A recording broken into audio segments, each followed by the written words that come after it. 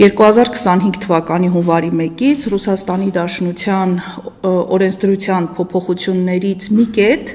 շատ ուղիղ անդրադառնալու է նաև Հայաստանից ուղևորա եւ բեռնափոխադրում իրականացնող վարորդների վրա։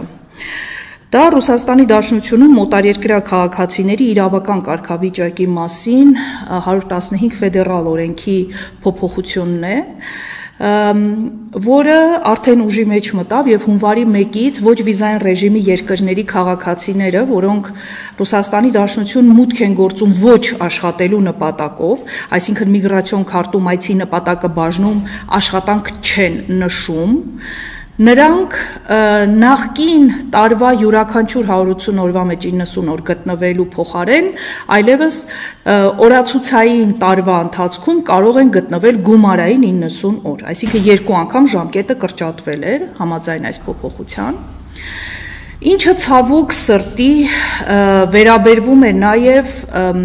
ուղևորա եւ բեռնափոխադրում իրականացնողներին եւ որևէ բացառություն արված չէր։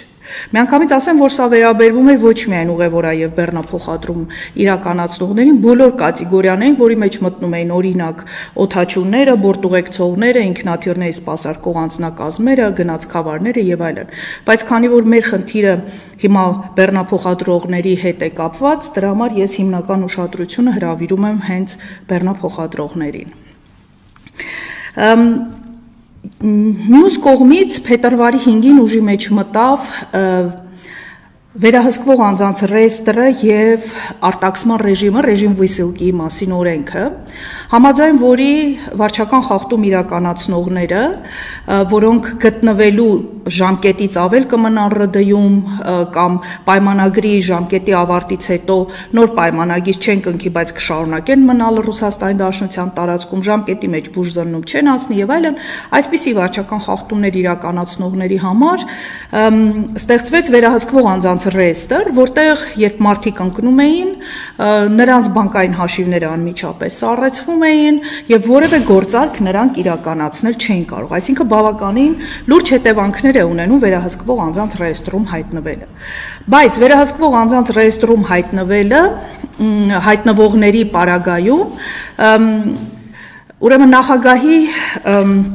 1126 որոշումը հրապարակվեց ՌԴ նախագահի, համաձայն որի մինչև ապրիլի 30-ը անձանց թույլատրված էր կարգավորել իրենց փաստաթղթերը առանց ՌԴ-ից դուրս գալու եւ օրինականացնել իրենց գտնվելը Ռուսաստանի Դաշնության տարածքում։ Շատ ավելի ուշ այդ հրամանագրի ժամկետը երկարացվեց մինչև սեպտեմբերի 10։ Ինչու եմ ես այս օրենքի անդրադառնում եւ ինչու եմ ուշադրություն հրավիրում այս որոշմանը եւ այս օրենքին, որովհետեւ մինչեւ սեպտեմբերի 10 բավականին լոյալ վերաբերմունք էր եւ մարդկանց տրվում էր հնարավորություն որևէ խախտում ունենալու պարագայում վերացնել այդ խախտումը եւ շարունակել Ռուսաստանի Դաշնությունում գտնվել արդեն օրինական հիմքերով։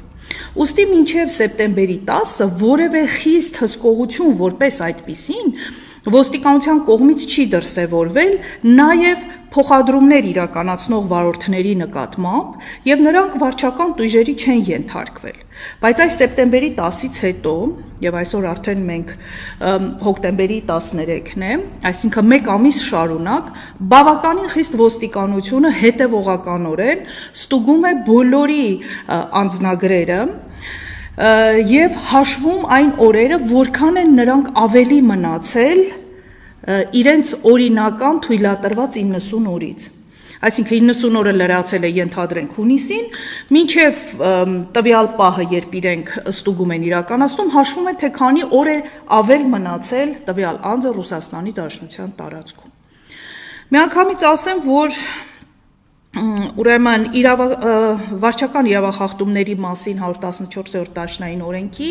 27-րդ հոդվածը ունի կետեր, որոնք նախատեսում են, թե ինչ 11-ից 14-րդ հոդվածներն են, թե ինչ ժամկետների պարագայում ինչ տույժեր են նախատեսված։ Եվ համաձայն դրանց, եթե անձը իր օրինական գտնվելու ժամկետից 90-ից 180 օր ավելի է մնում, դրվում է մուտքի արգելք 3 տարի ժամկետով։ 180-ից 270 օր ավել գտնվելու պարագայում մուտքի արգելք 5 տարի ժամկետով, իսկ 270 եւ ավելի օր գտնվելու պարագայում 10 տարի ժամկետով։ Ես արդեն ունեմ 1 տասնյակից ավել այդպիսի վարչական իրավախախտման վերաբերյալ որոշումներ, որ ուղարկել են վարորդները, որտեղ հստակ նշված է, որ իրենք Ռուսաստանի Դաշնությունում գտնվելու ժամկետը խախտել են եւ գտնվել են ավելին ու հաշվարկած են 138 օր, 146 օր եւ այլն։ Բայց այստեղ էլ խնդիր կա, որ չնայած այդ օրերը չեն գերազանցում 180 օրը,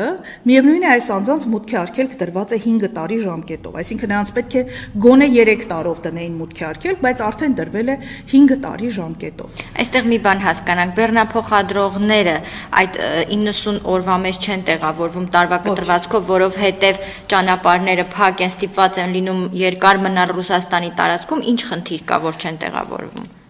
Բոլորը միասին, այսինքն հնարավոր է, որ բեռը բավականին երկար ճանապարհ են տանում իրենք, հասկանում ենք, որ Ռուսաստանի Դաշնության տարածքը դա Հայաստանի Հանրապետության տարածք չէ, որ մեկ օրում հնարավոր լինի մի ծայրից մյուսը գնալ, այնտեղ օրեր են պետք, հետո բեռը տանել, տեղ հասցնել, դատարկել, նոր բեռ վերցնել, վերադառնալ, եւ կարող է այդ, չգիտեմ, 6-7 անգամ գնալ գալու պարագայում այդ 90 օրը ծախսվի։ Մյուս կողմից, անշուշտ ձեր ասած տարբերակը եւս կա, երբ որ մարդիկ գալիս են եւ Լարսի անցակետում օրերով ցավոք հաճախ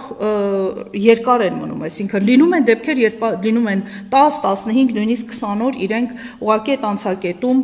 մնում են մինչեւ կարողանում են դուրս գալ։ Եվ այս օրերը եւս այդ 90 օրից հաշվարկում են, այսինքն ստացվում է այնպես, որ կամ երկար ճանապարհի պարագայում, կամ եթե օրինակ մեքենան փչացավ եւ չհասցրեց դուրս գալ, էլի գումարվում է այդ ժամկետը եւ նաեւ այն, որ Լարսում իրենք ուղղակի ստիպված սպասում են իրենց կամքից անկախ պատճառներով եւ այս բոլոր օրերը գումարվում են։ Ու ստացվում է, որ անձինք այդ 90 օրը ուղղակի չեն կարող չգերազանցել։ Նույնիսկ եթե Լարսի խցանումները չլինեն, միևնույն է հաճախ բեռներ տանող բերող անձինք տարվա ընթացքում միանշանակ գերազանցելու են այդ 90 օրը։ Այդ 90 օրը բավարար չի։ Մյուս կողմից էլ Երբ խոսում ենք բեռնափոխադրումների մասին, այս կատեգորիայի անձինք որևէ կերպ չպետք է դիտարկվեն օրենքի այս կետի տակ որպես օտարերկրացիներ։ Դրանք այն օտարերկրացիները չեն, որոնք գնում են Ռուսաստանի Դաշնություն մասնավոր այցի նպատակով, քանի որ նրանց մեկ անգամյա մուտքը եւ գտնվելը ՌԴ տարածքում 30 օրից պակաս է տևում, նրանք շատ հաճախ նույնիսկ միգրացիոն քարտ չեն վերցնում, ինչը ԵԱՏՄ անդամ երկրների քաղաքացիներին թույլատրված է 30 օրից պակաս ՌԴ մուտք գործելու պարագայում նույնիսկ միգրացիոն քարտ չվերցնել եւ այցի նպատակ չնշել։ Բայց այն փաստը, որ նրանք մուտք են գործել, ֆիքսվել է մուտքը եւ դուրս գալու փաստը ֆիքսվելուց հետո այդ օրերի տարբերությունը 90 օրը գերազանցում է, այս պարագայում նրանք հայտնվել են այս իրավիճակում։ Հիմա եթե օրինակ բեռնափոխադրող անձը 90 օրը արդեն լրացել է, սահմանապահը թույլ է տալիս, որ իրենք մուտք գործեն երկիր, հնարավոր չի սահմանին կանխել, որպեսզի այս մարդիկ ստիպված չլինեն մուտքի արգելք ստանալ 3 տարով արդեն ոստիկանության կողմից։ Այստեղ էլ մի այլ հակասություն ունենք, սահմանապահները առողջ տրամաբանության շրջանակում պնդում են, որ այս օրենքը չպետք է վերաբերվի բեռնափոխադրողներին եւ խոչընդոտ չեն հանդիսանում, նրանց թույլ են տալիս, որ մուտք գործեն Ռուսաստանի Դաշնություն, պնդելով, որ այս օրենքը չի վերաբերվում իրենց։ Ցավոք դա չիմացության արդյունք է։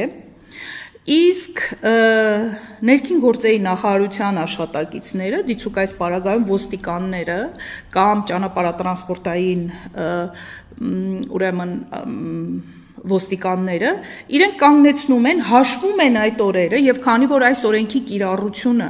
դրված է ոստիկանության վրա եւ ոստիկանությանը թույլատրված է այսուհետ առանց դատարանի որոշման արտաքսել, այսինքն վսիլկա անել անձին, իրենք այդ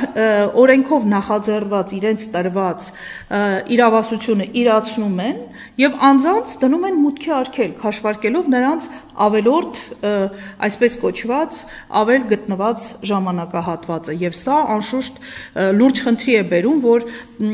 սահմանապահը խոչընդոտ չի առաջացնում, իսկ ոստիկանները համարում են դա օտարերկրացու կողմից իրականացված իրավախախտում դրանից բխող հետևանքներով։ Ես ճիշտ հասկացա, սա միայն Հայաստանին չի վերաբերում, այլ բոլոր այն երկրներին, որոնք ոչ վիզային ռեժիմ ունեն Ռուսաստանի հետ։ Անշուշտ։ Այսինքն նույն իրավիճակում են նաև Ղազախստանը, Տաջիկստանը, հա, մնացած երկրները։ Բոլոր այն երկրները, որոնք ունեն ցամաքային սահման Ռուսաստանի Դաշնության եւ չունեն վիզային ռեժիմ Ռուսաստանի Դաշնություն մուտք գործելու հետ կապված։ Բոլորը ունեն եւ այո, ես նաև տեղեկություն ունեմ, որ Ղազախստանի վարորդներն էլ այս նույն խնդիրը ունեն եւ նրանց էլ տարել են միգրացիոն բանդ եւ տուգանք են վճարել եւ մուտքի արգելք են ստացել եւ այս խնդիրը միայն մեզ չի վերաբերվում, դրա համար ես նշեցի, որ օտարերկրացիներին վերաբերվող հատվածն է եւ բոլոր ուղևորաբեռնափոխադրում իրականացնող վարորդներին է վերաբերվում։